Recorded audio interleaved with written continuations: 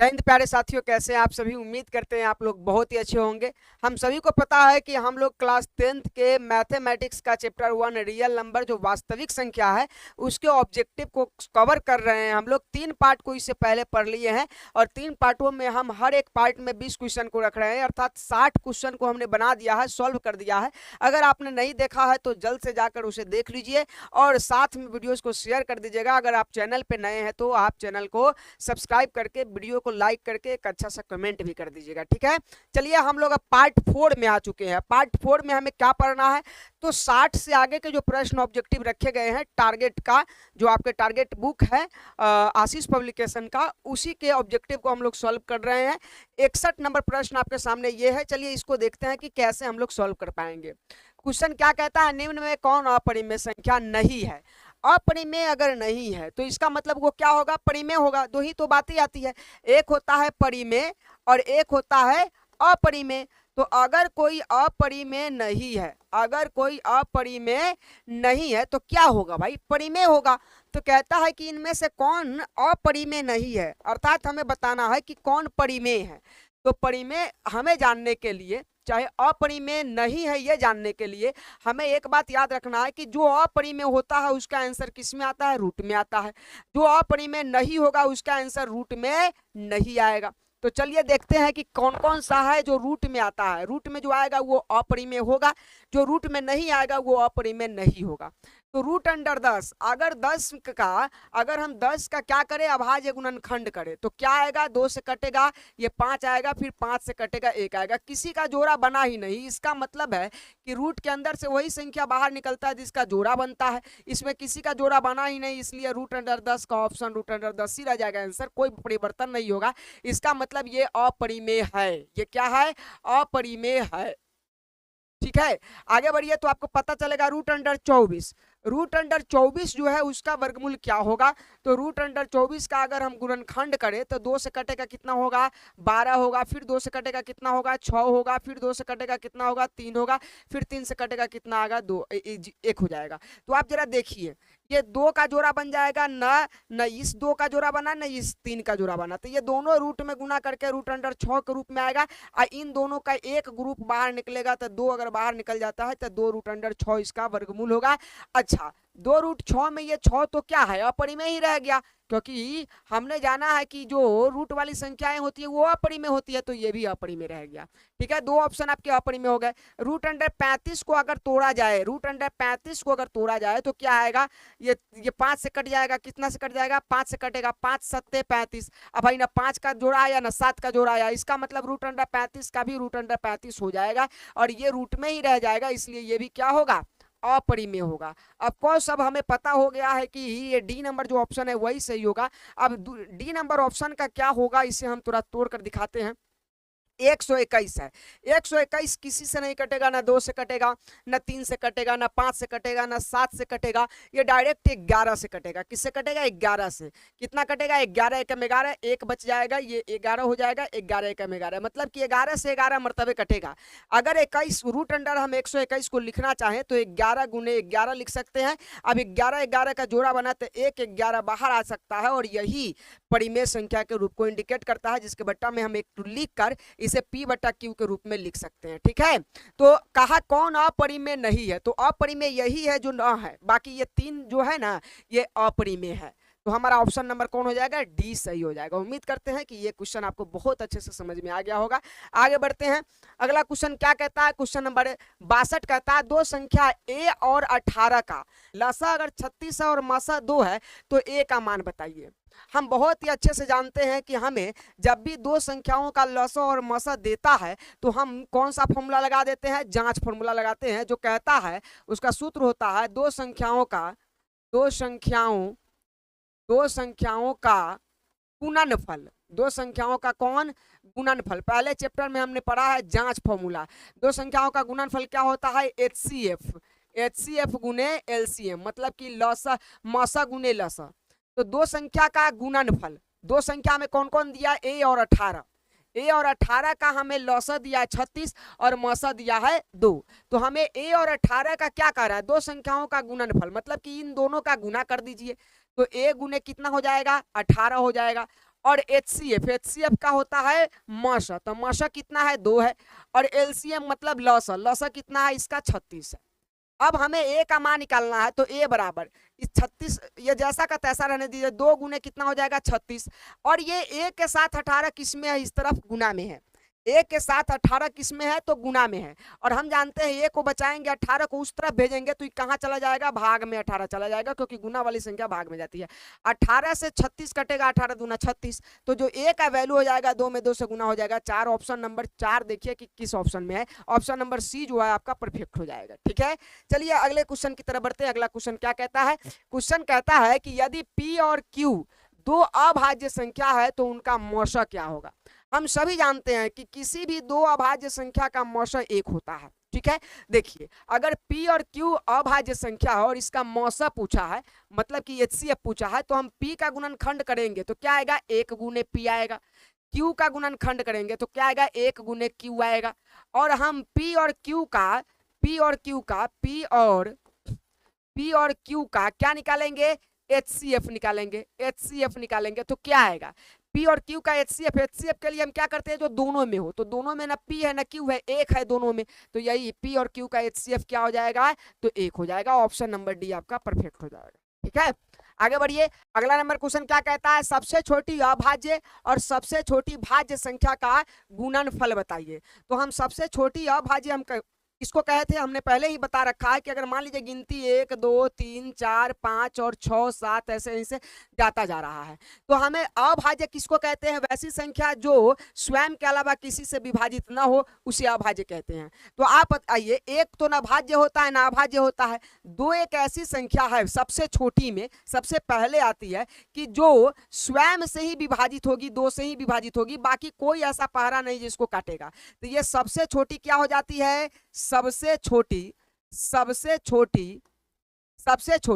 अभाज्य संख्या है, सबसे छोटी अभाज्य संख्या कौन हो गया, तो भाई 2 हो गया।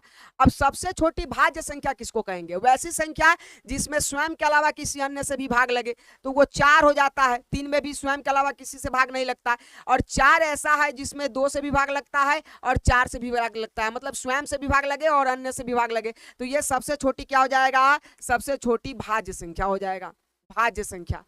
अब भाज्य संख्या कितना हो गया सबसे छोटी, तो आप कहेंगे सर 4 हो गया। अब इन दोनों का कहता है कि गुणनफल बता दीजिए। गुणनफल का मतलब गुना, 2 और 4 का गुना कितना हो जाएगा, तो आप कहेंगे सर 8 हो जाएगा। ऑप्शन देख लीजिए 8 कौन है, सी नंबर ऑप्शन आपका सही हो जाएगा। ठीक है, बढ़े आगे। अगले क्वेश्चन आइए, निम्न में कौन सी अभाज्य संख्या है। अभाज्य संख्या हम किसको कहते हैं, आप सभी को पता होगा, वैसी संख्या जो स्वयं के अलावा किसी से विभाजित ना हो उसे अभाज्य कहते हैं।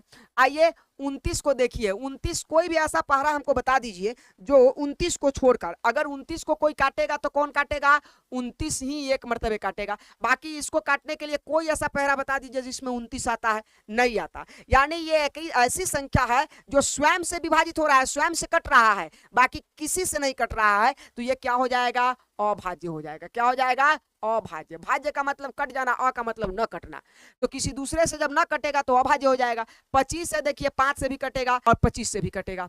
आप इधर आइए, 16 4 से भी कटेगा, 2 से भी कटेगा, और भी संख्याओं से कटेगा। ये 15 ये 3 से भी कटेगा, 5 से भी कटेगा। एक ऐसी संख्या 29 है जो स्वयं से कटेगा, बाकी किसी से नहीं कटेगा, और यही अभाज्य कहलाएगा, ये सब भाज्य कहलाएगा। ठीक है, अगला क्वेश्चन क्या कहता है, अगला क्वेश्चन कहता है 3.27 का जो बार है, रेकड़ी है, इसका ये कौन सी संख्या है, परिमेय है या अपरिमेय है।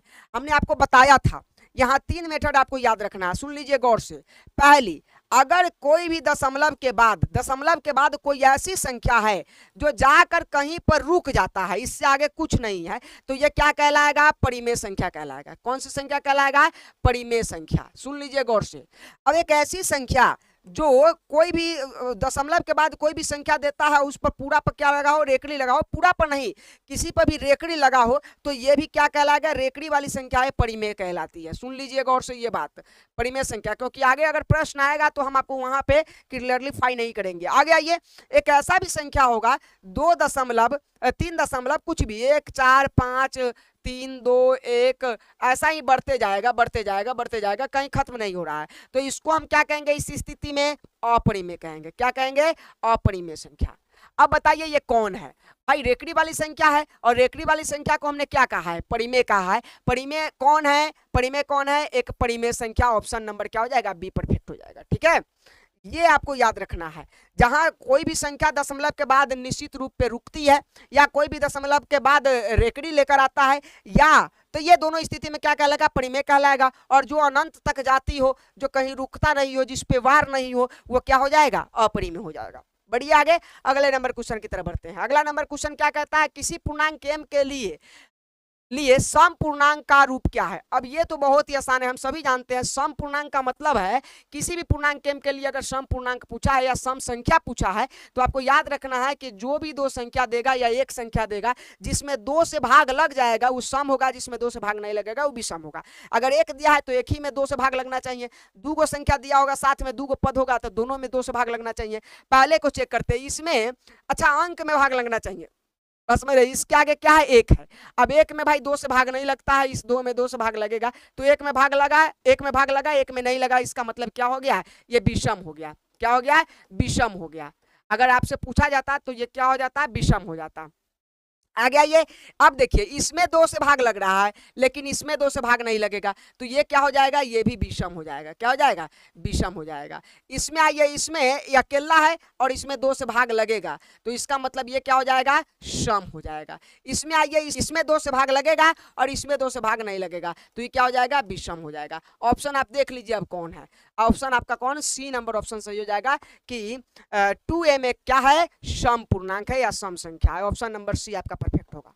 आगे बढ़िए अगले क्वेश्चन की तरफ बढ़ते हैं। निम्न में से कौन सा अपरिमेय नहीं है? फिर से वही वाली बात, अपरिमेय नहीं है। तो अपरिमेय कौन होती है ये छांट लेंगे, अपने आप जो नहीं है वो पता चल जाएगा।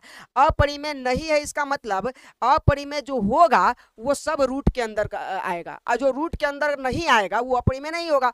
आप आइए इसको तोड़ेंगे तो ये रूट में 64 भी है, रूट में 81 भी है। हम जानते हैं 64 का वर्गमूल 8 होता है और ये 81 का वर्गमूल 9 होता है। मतलब कि 8/9, 8 64, 9 9 81। अब ये क्या है? एक परिमेय संख्या है। ये क्या है? परिमेय संख्या है। क्यों है? क्योंकि रूट में नहीं है। तो हमसे पूछा है अपरिमेय कौन नहीं है, तो यही तो जो है अपरिमेय नहीं है, क्योंकि ये तो परिमेय है। हो गया आंसर। इसमें रूट वाली संख्या है जिसका पूरा पूरा वर्गमूल नहीं होगा, इसमें रूट वाली संख्या है जिसका पूरा पूरा वर्गमूल नहीं होगा, इसमें रूट वाली संख्या है जिसका पूरा पूरा वर्गमूल नहीं होगा। तो केवल ए नंबर ऑप्शन आपका परफेक्ट हो जाएगा, जिसमें पूरा पूरा वर्गमूल होकर 8/9 आया, जो एक परिमेय संख्या के रूप का है। और हमसे प्रश्न पूछा कि कौन अपरिमेय नहीं है, तो यही है जो अपरिमेय नहीं है। अगला नंबर क्वेश्चन देखिए, निम्नलिखित में से किसका दशमलव प्रसार शांत है? हमने शांत होने के लिए बहुत अच्छा उपाय बताया था कि आप ऊपर की संख्या, जो जो ऊपर की संख्या है उसको मत देखिए। आप किसको देखिए? केवल नीचे की संख्या को देखिए, केवल नीचे की संख्या का। और नीचे की संख्या का क्या कर लीजिए? गुणनखंड कर लीजिए। और जिसके नीचे के संख्या का गुणनखंड में केवल 2 और 5 आया, उसका दशमलव प्रसार शांत होगा, और नहीं तो क्या हो जाएगा? अशांत होगा। चलिए इसके जो नीचे के हर है 8, इसका हम गुणनखंड करेंगे। 8 को 2 से काटेंगे 4 आएगा, फिर 2 को से काटेंगे 2 आएगा, फिर 2 से काटेंगे क्या आएगा? 1 आएगा। यहाँ क्या आया? 2 गुने 2 गुने 2, 2 गुने 2 गुने 2। अब इसमें क्या 2 या 5 के अलावा कोई आया? अगर 5 नहीं आया तो भी कोई बात नहीं है, 2 आना चाहिए केवल, नहीं तो केवल 5 आना चाहिए, नहीं तो 2 और 5 दोनों भी आए, तो हम कह सकते हैं कि ये दशमलव प्रसार क्या लेकर आएगा? शांत लेकर आएगा। क्यों? क्योंकि इसका फॉर्मूला होता है, सूत्र होता है 2 के पावर n और 5 के पावर m। ये तो हमने इससे पहले कई बार कवर कराया है। तो हम उम्मीद करते हैं कि ये चीज आपको समझ में आ रहा होगा। ये 15 है, इसका गुणनखंड करेंगे 3 गुने 5 आएगा, 5 तो आया पर 3 आ गया, जिस कारण से नहीं होगा। ये सब भी अपने आप में नहीं हो पाएगा। 2 और 5 के अलावा और भी कोई संख्या आएगी, गुणनखंड आप करके देख लीजिएगा। लेकिन 8 एक ऐसी संख्या जिसके गुणनखंड में केवल 2 आता है, इसलिए क्या हो जाएगा? ये एक शांत दशमलव प्रसार देगा। अगर इसको हम लिखना चाहें तो कैसे लिख पाएंगे? इसको लिखेंगे 3/8 है, तो इसको लिखेंगे 3/2 के पावर, 2 के पावर कितना हो जाएगा? 3 आया है, 2 3 बार आया है तो 2 के पावर 3, और गुने 5 के जगह पे कुछ नहीं है तो 5 के पावर 0 लिखेंगे, इस रूप का हो जाएगा। और ये इसका दशमलव प्रसार क्या होगा? शांत होगा। चलिए क्वेश्चन नंबर आगे बढ़ते हैं, 70 नंबर प्रश्न को देखते हैं। 6/15 का दशमलव प्रसार क्या है, शांत है अशांत है? हमने आपको इसको बहुत अच्छा से कवर कराया है और ये तो बुक का ही प्रश्न है। कहता है 6/15 का दशमलव प्रसार शांत है या अशांत है। हमने आपको बुक में ही पढ़ाया था कि अगर ऐसे, ये सब बच्चा को लगता है कि क्या है, अशांत है। जैसे इससे पहले वाले प्रश्न हम पढ़ाए तो आपको लगा होगा कि इससे पहले वाले प्रश्न तो कहा गया था कि जो हर है, जो बट्टा वाला है, उसको गुणनखंड कर लीजिए। गुणनखंड में अगर 2 और 5 के अलावा कोई भी आया तो हम कहेंगे कि क्या है, अशांत है। तो हम इसका भी गुणनखंड कर लेंगे आपके हिसाब से। तो 15 का गुणनखंड करेंगे तो 3 से कटेगा 3 × 5 = 15, फिर 5 से कटेगा 1, यानी 15 के गुणनखंड में आया 3 × 5 और इसका मतलब क्या हो गया, अशांत हो गया, अशांत हो गया। और आपके आंसर जो होंगे क्या है, शांत दिया है। इस स्थिति में आपको एक बात याद रखना है कि अगर यह दोनों संख्या कटने वाला होगा तो पहले काट दीजिएगा, ठीक है। अगर इसको काट देते हैं, 3 से कटता है तो 3 दूना 6 और 3 × 5 = 15। अब इसका ओरिजिनल रूप आया 2/5। अभी 2/5 को आप क्या करेंगे, अगर 5 का अभाज्य गुणनखंड करेंगे तो 5 से कटेगा 1 मर्तबे, यानी ये आपका 2/5 जो है 5 × 2 के पावर 0 भी आप लिख सकते हैं, और नहीं तो 2/5 में केवल 5 का गुणनखंड 5 ही आएगा, इसलिए यह एक शांत होगा। क्या होगा, शांत होगा। ये प्रश्न बच्चों को बहुत हेरिटेट करता है कि सर ये कैसे हो गया। हम आपको बता दें कि जो संख्या कटने वाला होगा उसको पहले काट लीजिएगा, उसके बाद आप उसके हर का अभाज्य गुणनखंड कीजिएगा, परफेक्ट आंसर होगा, कहीं से कोई गलती नहीं होगी, ठीक है। ऐसे आप कीजिएगा तो गलती हो जाएगी, चाहे होने की संभावना रहेगी। अगले क्वेश्चन की तरफ बढ़े। अगला क्वेश्चन क्या कहता है, देखिए अगला क्वेश्चन क्या करता है। देखिए पूछा है कि 4 - √3 क्या है, परिमेय है कि अपरिमेय है। हम आपको बताए हैं कि 4 - √3 दोनों एक ही है, दोनों क्या है, एक ही परिवार की, एक ही फैमिली का है। अब एक ही फैमिली में अगर एक अपरिमेय है, एक क्या है, अपरिमेय है, तो आपको पता होगा कि इसके साथी भी क्या हो जाएंगे, अपरिमेय। दोनों के दोनों क्या कहलाएगा, अपरिमेय कहलाएगा। अगर कोई एक ही साथी है और वो क्या है, रूट के अंदर है और उसके साथ कोई बिगर रूट वाला भी है, तो वो माना जाएगा कि दोनों क्या है, अपरिमेय। ऑप्शन नंबर बी आपका परफेक्ट होगा, ठीक है। आइए आगे देखते हैं, निम्नलिखित में कौन अपरिमेय संख्या है। अभी तक पूछा कौन अपरिमेय नहीं है, अब पूछ रहा है कौन अपरिमेय है। और अपरिमेय के लिए हमने आपको बताया है जिसका आंसर रूट में रह जाए वो अपरिमेय होगा। यहाँ देखिए 36 को अगर ये √36/64 है तो 36 का वर्गमूल होता है 6, 64 का वर्गमूल होता है 8, समझे। 88 64, अच्छा 36, इसका मतलब ये क्या है, परिमेय है। इसका जब हमने आंसर लाया तो ये रूट से बाहर आ गया। उसके बाद देखिए 1 का अगर वर्गमूल निकालेंगे, √1 का हम वर्गमूल करेंगे तो 1 ही होता है, और 81 का √81 का वर्गमूल करेंगे तो 9 × 81 होता है। ये भी क्या है, एक परिमेय है, क्योंकि इससे रूट हट गया। ये 3/5 है। देखिए 3/5 में हम देखेंगे तो न 3 का पूरा वर्गमूल होता है, न 5 का वर्गमूल होता है। ये कोई ऐसा वर्गमूल मतलब कि बगैर रूट वाला में नहीं आएगा, ये 3/5 ही रह जाएगा। इसका मतलब क्या है, ये अपरिमेय है। यहाँ देखिए -9 का 9 रहने दीजिए, और नीचे 49 √49 है, जिसका वर्गमूल क्या आएगा, 7 आएगा। तो ये भी परिमेय है, ये भी परिमेय है। ये एक ऐसी संख्या है जो क्या है, अपरिमेय। तो आपसे पूछा कौन अपरिमेय है, तो ऑप्शन नंबर सी आपका परफेक्ट हो जाएगा, अपरिमेय है, ठीक है। बढ़े आगे, अगले नंबर क्वेश्चन की तरफ देखिए क्या कहता है, निम्नलिखित में कौन सी अभाज्य संख्या है। अभाज्य संख्या तो हम आपको पढ़ा दिए हैं, वैसी संख्या जो स्वयं के अलावा किसी से विभाजित नहीं हो। तो यहाँ देखिए 6 जो है 2 से विभाजित होगा, 3 से विभाजित होगा। 9 जो है 3 से विभाजित होगा, 9 से विभाजित होगा। 15 जो है 3 से विभाजित होगा, 5 से विभाजित होगा। 11 जो है केवल 11 से विभाजित होगा, केवल अपने आप से विभाजित होगा। और वैसी संख्या जो स्वयं से केवल विभाजित हो, दूसरे से ना हो, उसे आप परिमेय कहते हैं। यानी ऑप्शन नंबर डी आपका परफेक्ट हो जाएगा, ठीक है।